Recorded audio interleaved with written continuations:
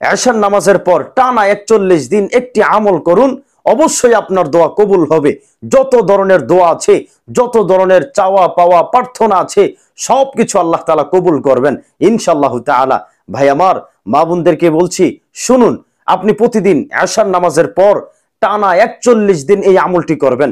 এশার নামাজের পর টানা 41 দিন একটি আমল করবেন, ইনশাআল্লাহ আপনার যত ধরনের দোয়া, যত ধরনের চাওয়া পাওয়া প্রার্থনা আছে, সবকিছু আল্লাহ তাআলা কবুল করবেন ইনশাআল্লাহ তাআলা।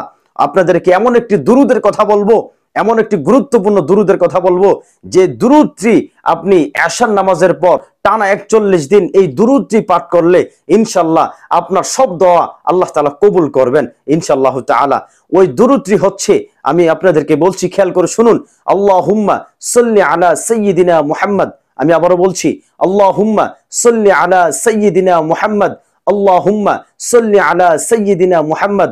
এই দুরুদটি যদি আপনি প্রতিদিন এশার নামাজের পর টানা 41 দিন আমল করতে পারেন, ইনশাআল্লাহ তাআলা আপনার যত ধরনের দোয়া প্রার্থনা চাওয়া পাওয়া আল্লাহর কাছে আছে, সবকিছু আল্লাহ তাআলা কবুল করবেন, দোয়া কবুল করবেন ইনশাআল্লাহ তাআলা।